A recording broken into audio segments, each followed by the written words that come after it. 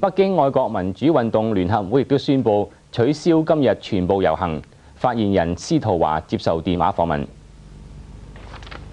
因為尋晚喺旺角發生嘅事幹，咁同埋呢警方向我哋提供資料，係有人啊確實係準備喺今日進行搗亂嘅，咁所以我哋決定啊將今日嘅集會同埋遊行取消。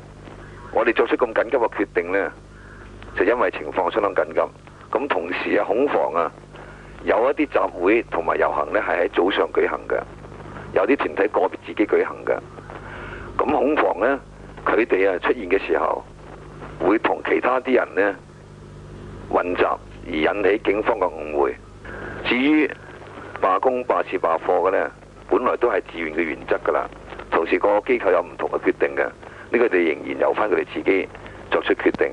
咁我哋覺得希望鋪店係懸掛標語，人係臂前黑紗，咁去表示呢個哀悼。咁你哋對於琴晚旺角發生嘅事件有咩評論呢？我哋好明顯睇到呢啲呢係不法之徒支持分子嚟嘅，佢哋完全啊唔係啊支持中國嘅愛國民主運動嘅，佢哋同我哋嘅立場呢係完全相反嘅。另外，香港大學、中文大學同埋浸會學院喺校內嘅追悼活動照常舉行。而理工學院學生會就宣布取消晏晝喺校內嘅集會。天主教徒原定今日喺5個區教會嘅集會亦都取消。中西區各界人士支持北京學運嘅籌委會亦都宣布取消晏晝嘅集會。香港考試局今朝宣布，香港高級程度考試以及所有海外考試照常舉行，而中學會考嘅英語考試就改期。香港工會聯合會亦都呼籲所有會員唔好上街遊行。至於旺角同油麻地今朝發生嘅騷亂，警方已經控制咗局面。由張志剛報導。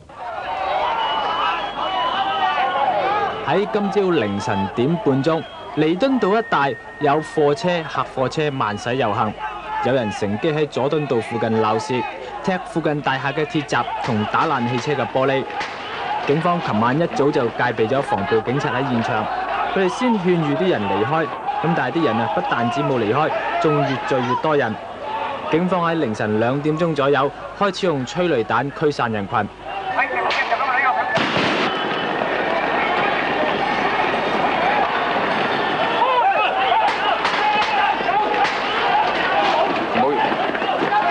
警員一路將人群向旺角方向驅散。而啲滋事嘅人呢，就繼續向警員掟玻璃樽同雜物。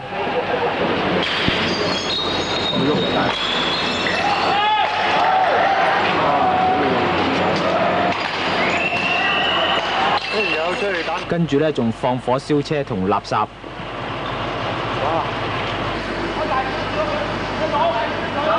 警方要喺旺角多處地點用催淚彈驅散人群。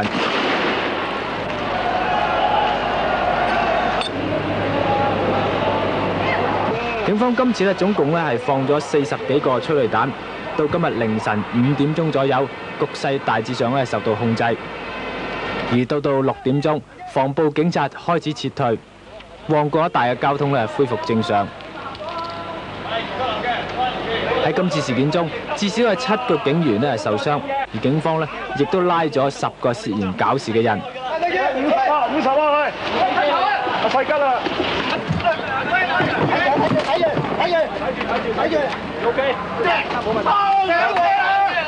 無線電視記者張志剛報道。北京電台今朝廣播嘅時候暗示，強硬派嘅政治局常委喬石已經代替趙紫陽出任黨總書記。電台喺廣播中話，最高人民法院致電俾喬石以及政治局常委，表示支持喬石同政治局常委鎮壓反革命暴亂。電台嘅報導亦都提及國家主席楊尚昆拍電俾伊朗弔唁宗教領袖霍梅尼逝世。據外電報導，不同派系嘅軍隊繼續喺北京爆發戰鬥，而佔據天安門廣場嘅27軍喺今日凌晨獲得新嘅軍事物資補給，並且有10架裝甲車同坦克以及50架軍車增援。現時圍攻27軍嘅部隊包括38軍、28軍同埋64軍，迫使27軍處於守勢。而家睇下最新嘅北京影片，軍隊漏夜繼續調動，坦克車不斷駛過北京市中心，市面見到多處地方火光紅紅，憤怒嘅群眾放火燒棄置嘅車輛，但係連日嚟都盛傳軍隊放火燒屍體，將射殺學生同群眾嘅證據毀滅。有消息話，士兵並且去醫院攞走屍體。目前包括天安門廣場在內嘅市中心區呢，完全喺27軍控制之下。呢一支係楊尚昆的係部隊，喺血洗天安門事件中擔當重要角色。據講，司令員係楊尚昆嘅仔。目前北京局勢相當緊張，不同派系軍隊開入城，爆發戰鬥。原屬北京軍區嘅第38軍同支持趙紫陽嘅28軍以及64軍呢，正係同27軍戰鬥，顯示軍隊入面目前嚴重分裂。27軍目前係處於守勢嘅。根據中國軍隊編制，每一支集團軍有4萬軍隊，目前派駐北京嘅27軍部隊咧係唔夠2萬人。is the son of China's hardline president Yang Shanku. 經過天安門血腥大屠殺之後，好多學生已經撤回校園，悼念被殺嘅同學同市民。有消息話，當日軍隊開入廣場射殺學生嘅時候，附近醫院嘅醫生曾經上街救援死傷者，有好多人被殺。根據戒嚴令，外國人原本係禁止入醫院採訪嘅。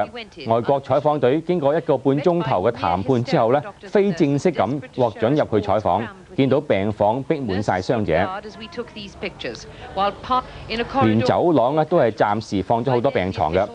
呢個時候，有醫院嘅黨幹部威脅話要召軍隊入嚟拉人，記者喺醫護人員協助之下呢就匆忙離開。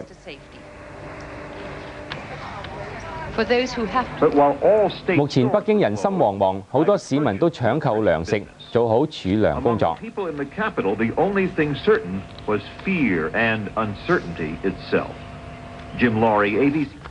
對於中國軍隊屠殺平民嘅行動，英國決定禁止